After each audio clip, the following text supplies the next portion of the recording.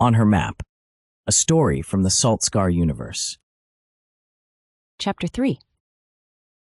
She laid the chart flat and hit the curve with her knuckle. Help me prove it's salvageable.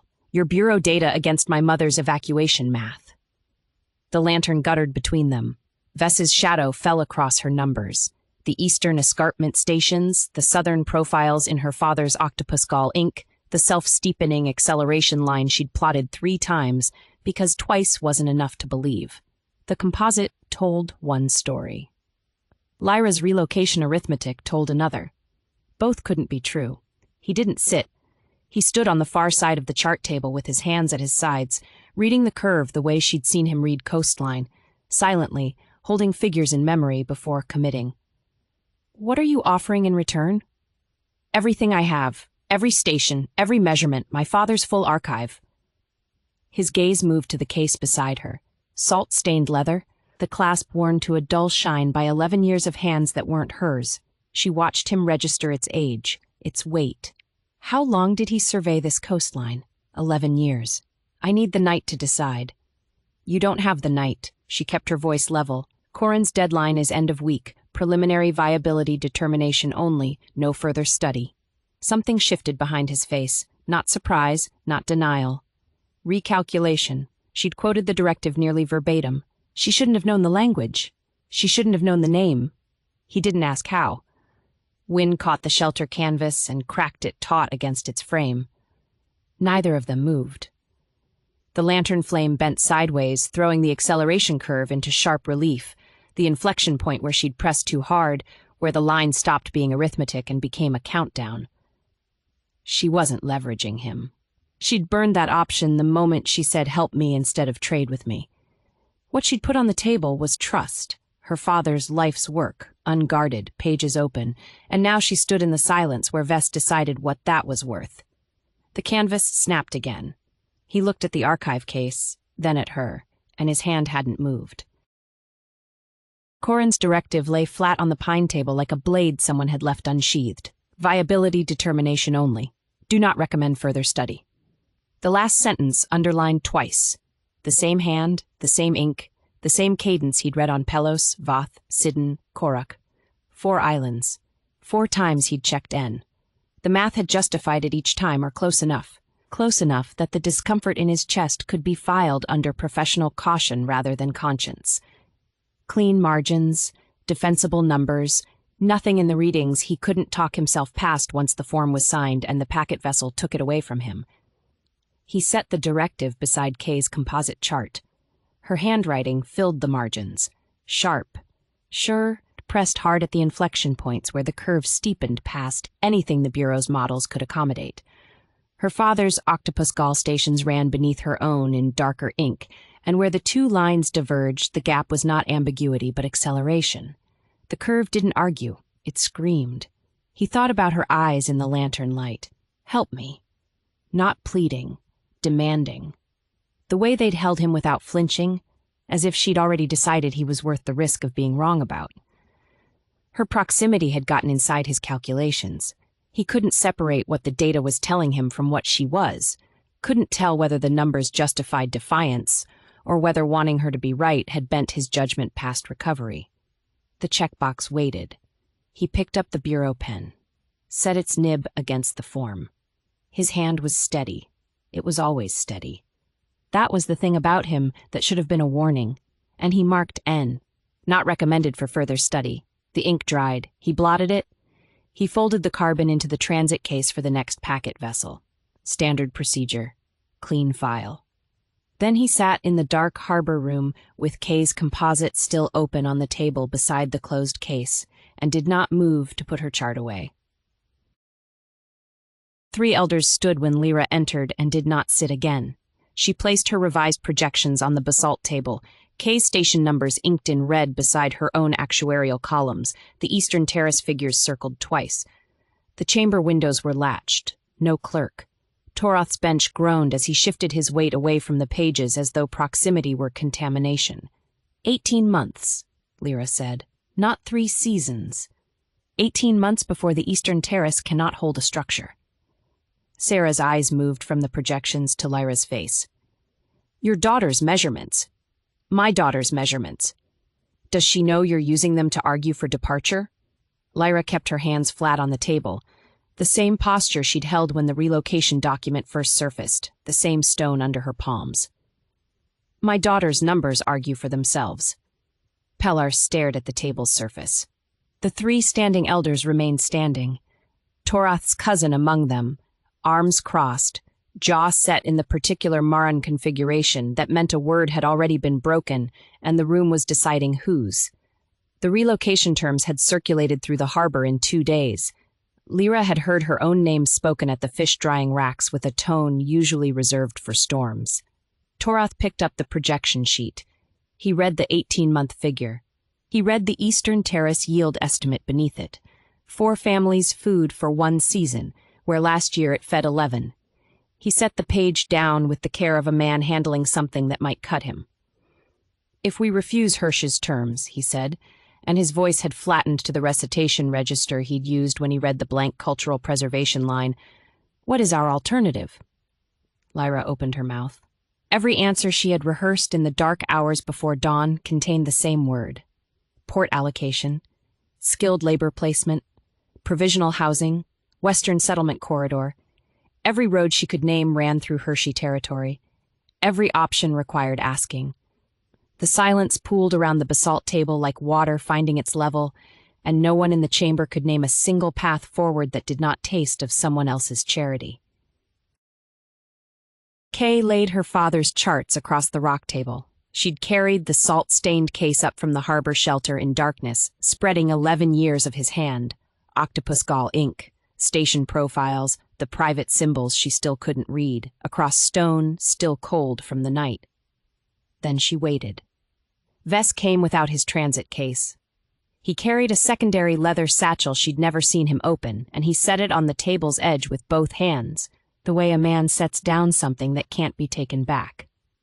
Inside, Bureau regression models stamped internal, substrate anomaly reports with distribution lists of 1, station decommission records for sites she'd surveyed 6 days ago as though they were active. No one sees these. His voice was stripped of the diplomatic register. No one knows I showed you. Say it. No one knows. He unfolded the regression models.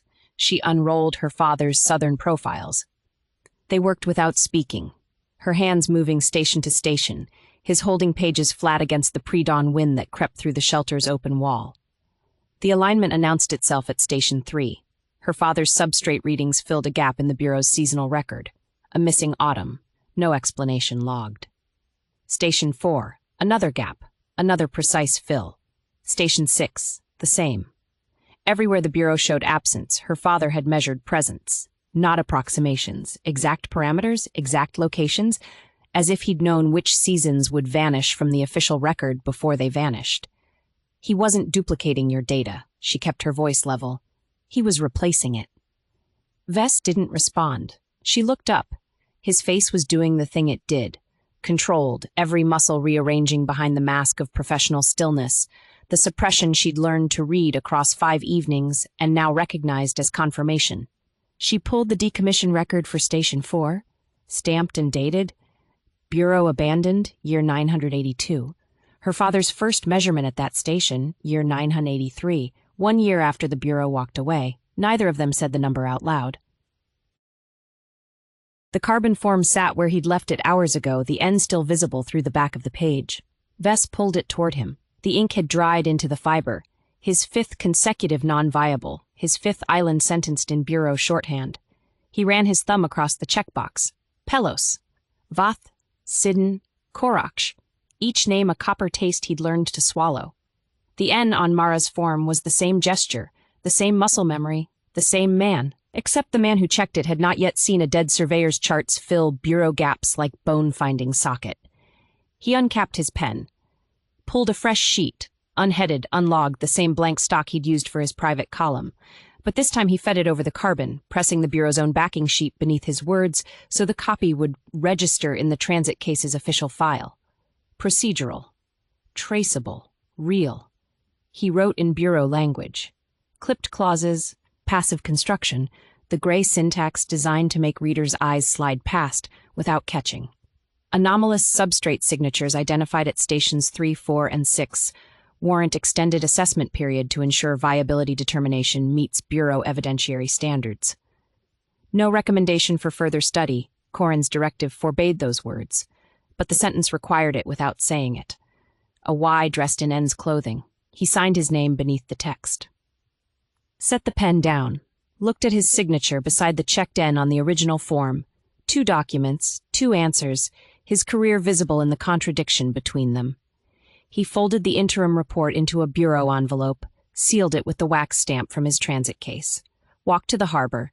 The harbor master took it without looking up, dropped it into the morning packet satchel between tariff notices. Walking back, the street moved. Not the lurch of a stumble. A slow roll that started in his heels and climbed his spine vertebra by vertebra until his teeth hummed with it. He stopped, listened.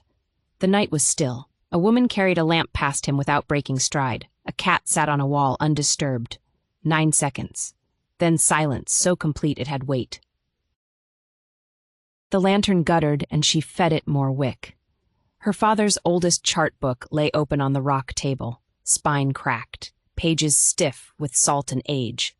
She'd been through it 4 times since giving Vess the archive, the southern profiles, the descending annotations, the concentric circle symbol she still couldn't read. 4 times, and 4 times the same stations, the same numbers draining downward, 41, 36, 29, a quantity leaving the ground beneath him. She turned past Station 6. The binding resisted. She pressed the spine flat and felt paper where paper shouldn't be. A sheet folded into the stitching, thin enough to disappear against the endboard. She worked it free with her thumbnail. A list, dates in his hand paired with locations. The first 3 she knew. Mara's southern headlands, the eastern escarpment, the northwestern point. Below those, names she'd never seen. Tessavar, Ahmed, Calsothis, Peller's Rock. Islands. They had to be islands, but none appeared on any chart she'd studied, none spoken in the harbor, none carried home on traders' tongues. Beside each location, the symbol. 2 concentric circles bisected by a vertical line. Beside each symbol, a number. The numbers descended, not across stations, across islands. 41 on Mara, 33 on Tessavar, 26 on Omid, 19 on Calsothis. The same drainage, the same direction, but the scale was wrong. He hadn't been tracking Mara's illness. He'd been tracking something that moved beneath all of them. Her hands held the page flat, steady. Her breath came shallow and uneven against the lantern's heat. At the bottom, in ink darker than the rest, newer, the nib pressed hard, a single line, coordinates and a bearing, north, northeast. She didn't know what was there. No chart she owned would tell her. She folded the page back into the spine, closed the book, set both palms on the cover the way Dak pressed his hands to wet stone. Outside, the ground hummed, longer than before, low enough to settle in her teeth and stay. She held the page out like a blade. Vess took it. The lantern threw his shadow across the shelter's low ceiling as he read. Once fast, once slow. His thumb settled on the second name, Omed. It stayed there. He was measuring this on other islands, Kay said. Not just Mara. Vess didn't look up. His thumb pressed harder, whitening at the nail. I've assessed 3 of these islands. She stepped back. Half a step. Her heel found the shelter wall and stopped. The space between them, which had held charts and shared silence and something she'd been building toward for days, contracted into a distance she could measure in heartbeats. 3 islands. Her father's hand on each one. Recording numbers the Bureau erased, and the Bureau sent Vess to all 3, and then to Mara, and he'd sat across from her for 5 evenings without saying the names.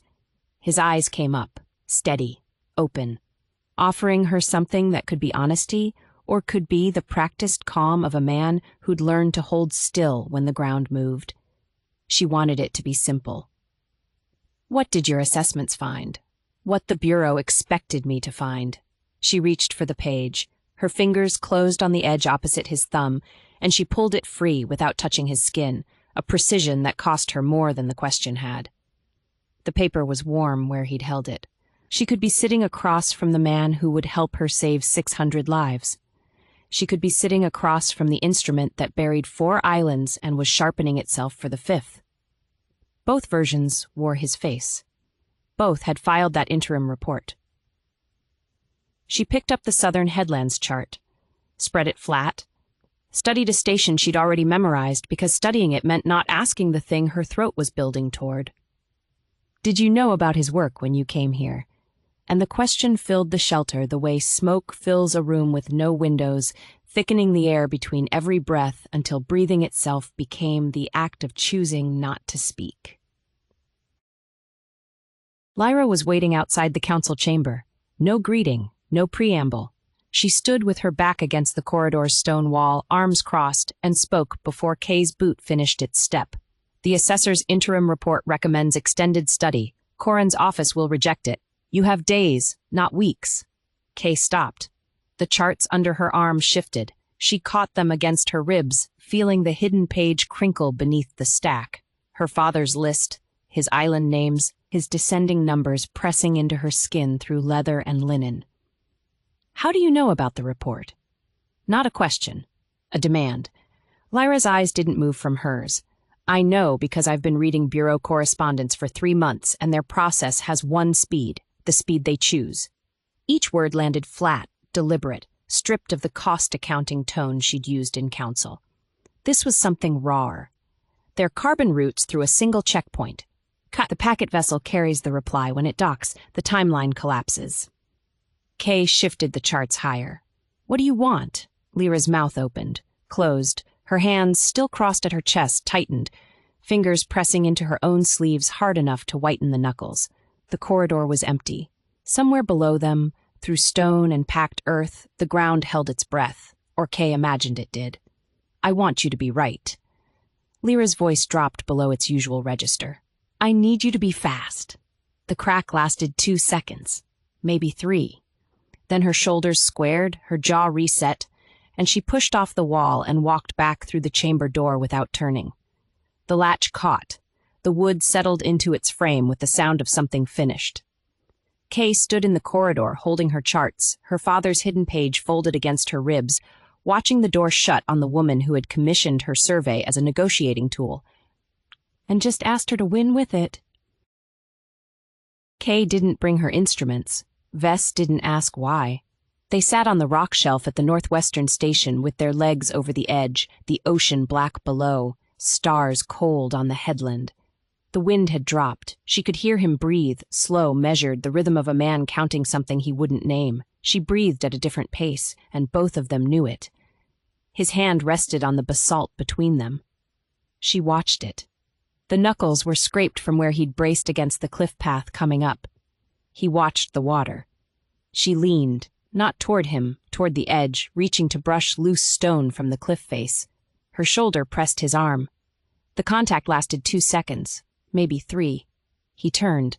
She was already pulling back, eyes on the rock dust coating her fingers, rubbing it between thumb and forefinger, the way Dak had kept his palm flat on the sea-wet boulder. With her whole weight in the touch, listening through skin.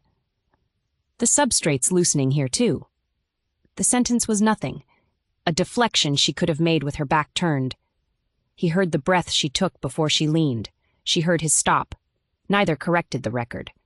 6 inches of cold stone between his hand and her knee. She pressed her palm flat against it and felt the basalt's faint grain, the mineral chill, the absence of the tremor that had been settling in her teeth for days. The ground was quiet. The ground was never quiet. She lifted her hand. His fingers had shifted, a centimeter closer, maybe less, and stopped. Around the southern headland, a lantern swung into view. Small, steady, carried on a mast she recognized before the hull resolved. The packet vessel, running early, already making for harbor. The heat on his arm wouldn't fade. Vess shut the harbor room door and stood in the dark, pressing his sleeve where her shoulder had been. The lean, toward him, past him, away, rock dust on her fingers. A surveyor's excuse delivered in a voice that forgot to be steady. He didn't know what it was. He needed to not know. He lit the lamp, unpacked the bureau transit case. The sealed secondary compartment opened with the combination he'd set in Hirsch 14 months ago, before Mara was a name on his schedule. Inside the classified index, every assessed island cross-referenced by geological profile, substrate composition, viability determination, clean columns, institutional certainty. He found Tessavar first, viability negative, remediation not recommended, Population relocated, year 989. Geological profile, substrate anomalies consistent with deep destabilization. Assessment signature, Vess OMED, viability negative. Remediation not applicable. Population pending relocation. Substrate anomalies consistent with deep destabilization. His thumb found the entry and pressed until the nail whitened. The same reflex, the same name, the same cost. Calsothis, viability negative, natural geological process. His signature again. He closed the index, opened it, ran his finger down the destabilization column. Island after island, the same notation repeated like a clerk's stamp. Natural geological process, remediation not applicable. The phrase had a rhythm. He'd written it himself on 3 separate assessments without hearing it. He heard it now.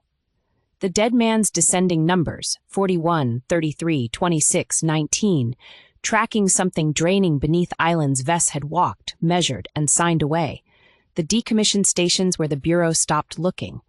The gaps the dead man filled with ink mixed from octopus gall, as if he'd known which records would vanish. 6 inches of cold stone on a cliff edge. Her breath before the lean. Through the window, the packet vessel's lantern swung at anchor. Whatever Corin's seal contained would arrive with morning light, and the man who opened it would be either an assessor following protocol or something without a bureau word for what he'd become. Vess locked the compartment. He did not sleep. On her map, a story from the Saltscar universe. Written by Julia L. Vale, produced by Muck Neon. New chapters every Saturday. Follow the Saltscar social accounts for daily reels.